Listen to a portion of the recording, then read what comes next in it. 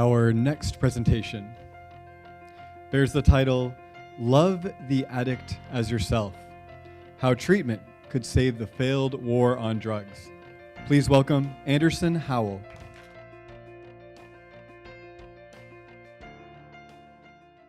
Santa Clarita native Daniel Puerta was 16 years old, bored and lonely during the COVID-19 lockdown. To cure this boredom, he decided to purchase an oxycodone pill. One night, he cut this pill in half and took it. On the morning of April 1st, 2020, Daniel was found dead by his father.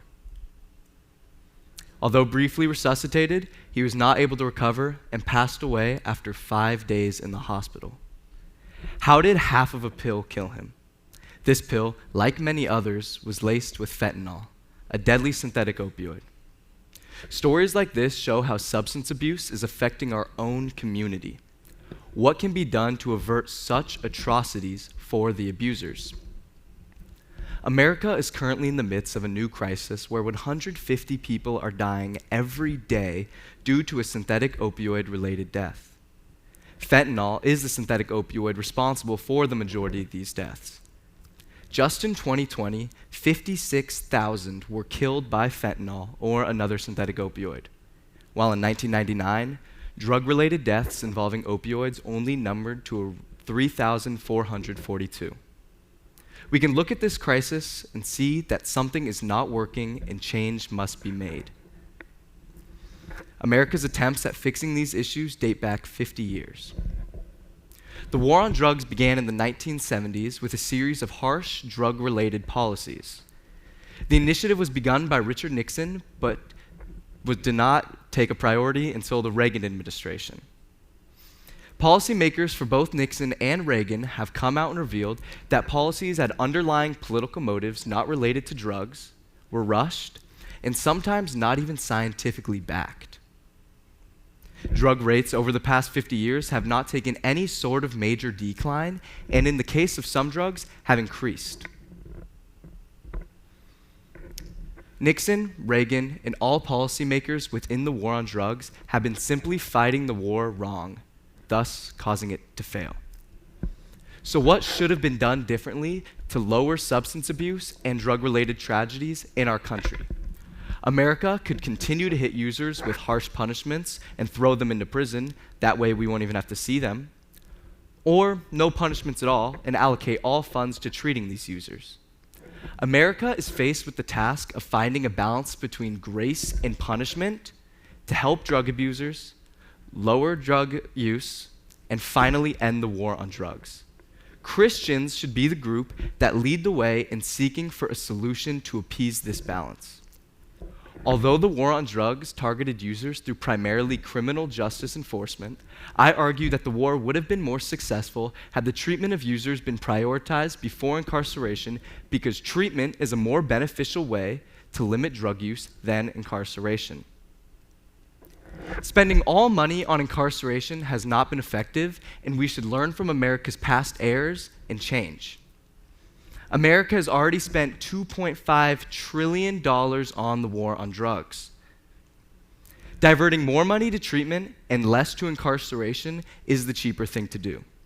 To address the cost of a government-provided treatment program, Kansas State Representative Stephen Owen writes, while a prison sentence for a drug offense costs $26,188 in 2019, a sentence to existing treatment costs just $3,143.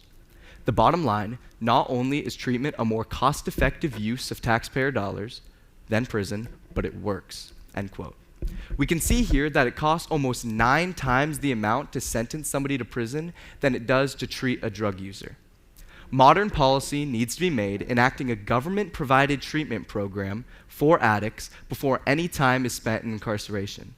Then, based on their results from the treatment, their prison sentence will be made. At first glance, my arguments could seem to work with drug decriminalization. And the goals of drug decriminalization are honorable. However, the actual strategies and intentions are perverted. Drug decriminalization seeks to redeploy money spent on drug prohibition to treatment. So, to encourage users to seek out treatment, we should spend more money on treatment. But to get this money, we should allow addicts to keep using the thing that is destroying their bodies and lives. So drug decriminalization prompts the question, would the country be encouraging drug use or drug treatment? It is almost as if treatment centers that endorse drug decriminalization want users to stay addicted so that they can keep their businesses running. There must be a balance between treatment and punishment, not just one or the other. It is easy to look at other countries and think that we could have similar results to them when in regard to drug decriminalization. However, America has proven to be different than other countries. We take things to the extreme. Americans often overstep and push legal boundaries. Weigh the legalization of marijuana, for example. In states where it has been legalized, 20% more use it in states where it has not been. This is a prime example showing that Americans will take advantage of something when made legal, especially a drug. So simply decriminalizing drugs will not be effective in America.